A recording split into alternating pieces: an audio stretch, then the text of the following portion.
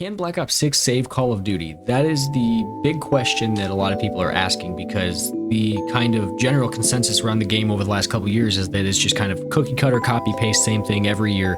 Call of Duty headquarters, Warzone, and then a lackluster, multiplayer, and then some kind of something of a campaign. So with the beta being this past weekend, everybody's kind of formulated their own opinions on whether or not that is what the game needs going forward. It's kind of like a refresher, kind of bring something new to the game, make it feel fun again. So I've written down a couple of different points that I'm going to talk about throughout this video that I formed during my time playing the beta. I reached max level, maxed out several guns, I maxed out a sniper rifle, I maxed out SMGs, assault rifles.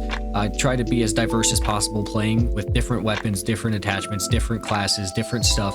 I played every playlist that they had, and I really just tried to play every bit of the beta that they had so I could really form an accurate opinion on it.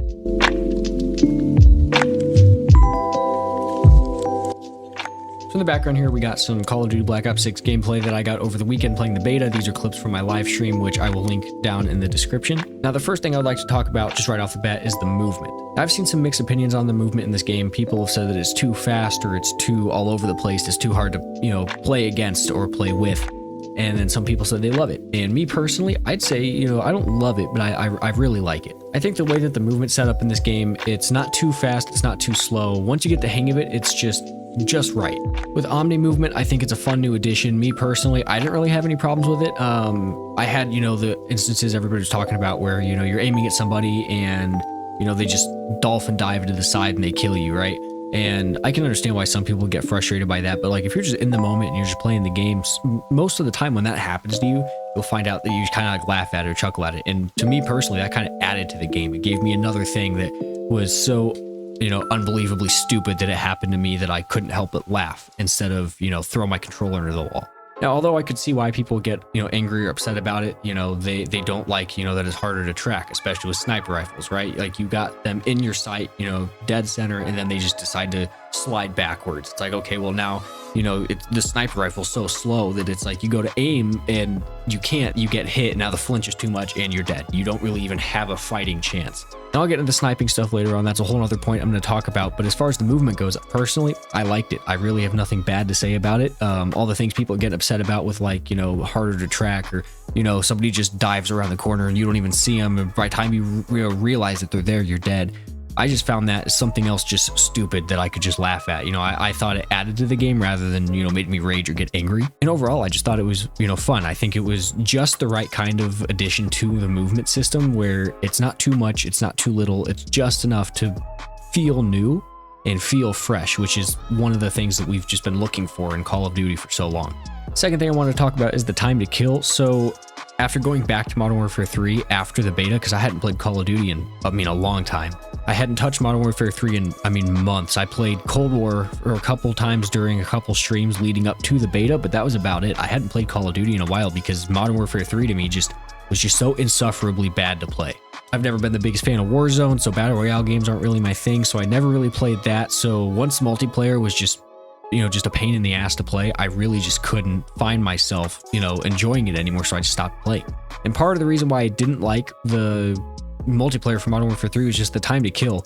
It's not balanced, I guess, is the best way I could put it. And in the beta, it felt balanced. You had a fighting chance. Different guns, obviously performed differently, and different ranges, different stuff. But, if you turn a corner and there's 3 guys standing there and you get one of the guys and then you start hitting the other guy, and then the 2 that are left realize you're there, they start shooting at you. If you move the right way, if you slide, if you crouch, if you jump, if you do whatever, you have a fighting chance to get that triple kill, right? To kill all 3 of them and get a cool clip. Whereas in Modern Warfare 3, you don't really have that, opportunity or that chance. It's like you shoot them, maybe you kill one of them, but if there's more than one guy there, you lose the gunfight.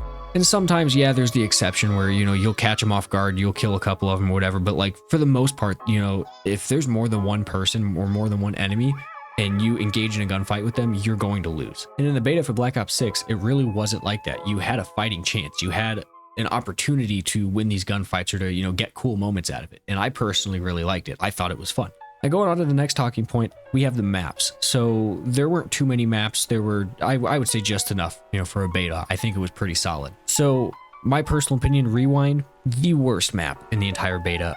Every time we got into a game and it said rewind, I contemplated just leaving the game on the spot. Or there were several times where we were in a lobby and for some reason they would vote rewind and I would just leave the lobby and just join a whole different lobby because I could not play rewind one more time. Overall, that map was just very frustrating. For the life of me, I just couldn't figure it out. You know, I feel like it was just a little bit too big for the movement that they have going on. It was a little too all over the place. It was just too much at certain points. It didn't fit, is just the best way I could put it. I didn't enjoy it. I wasn't the only one who hated that map. Several people in the lobbies I was in hated the map. My friends hated the map.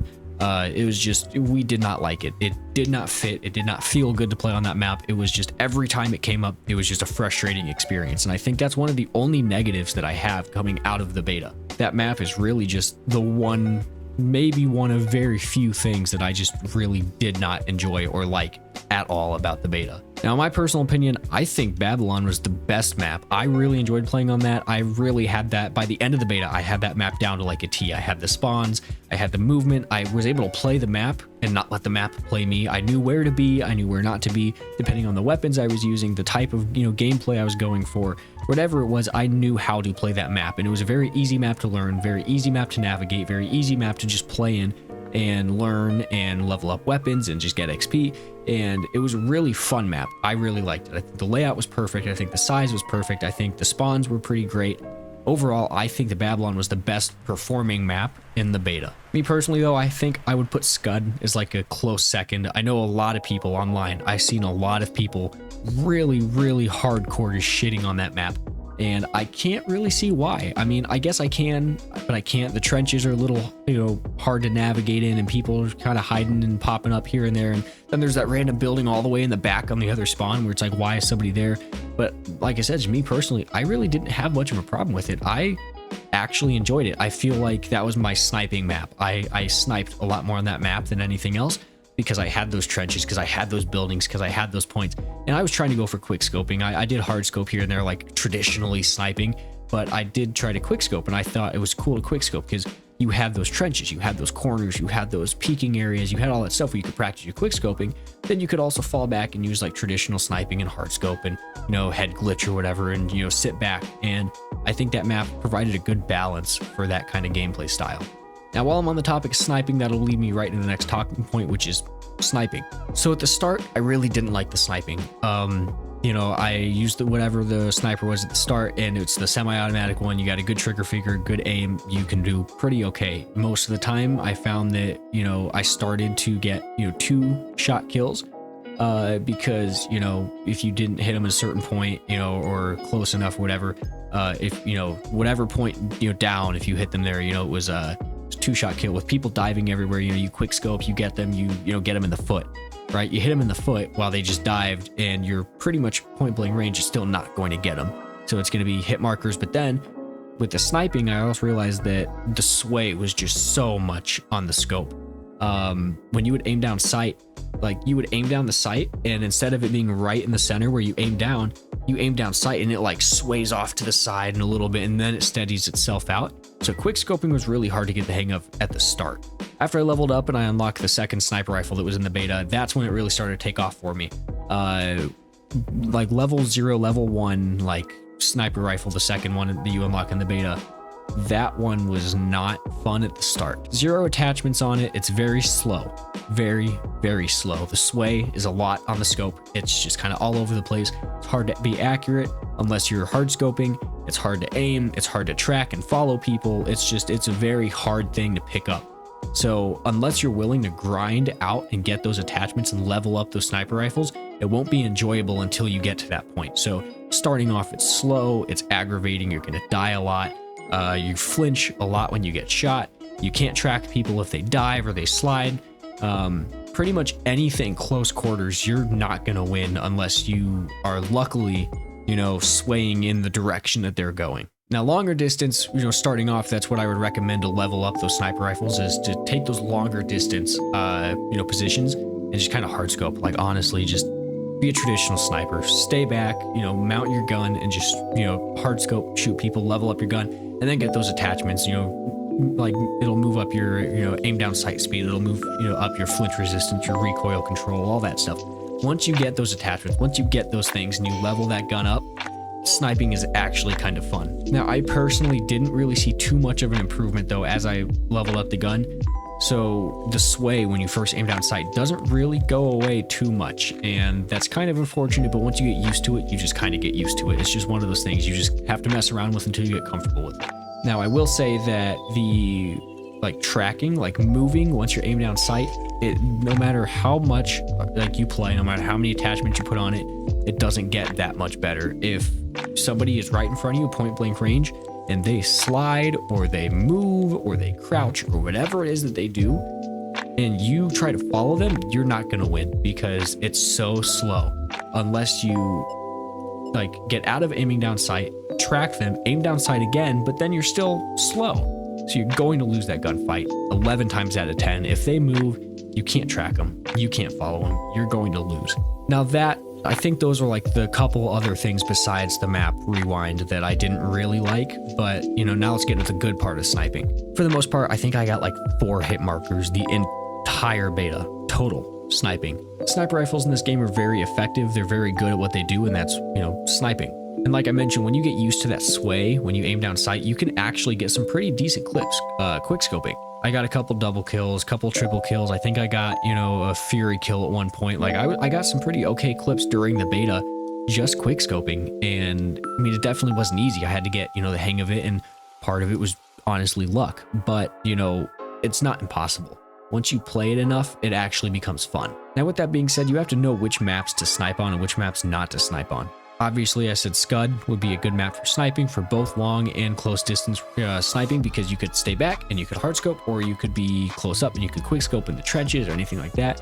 That's a good one for like a hybrid, but it's mainly the smaller maps that I found myself having more success sniping with, because it's just a smaller map. Spawns are kind of sporadically changing and all over the place. Once you get the hang of the maps, you know exactly where to be and where the best positions are if you want to catch people off guard and quick scope them.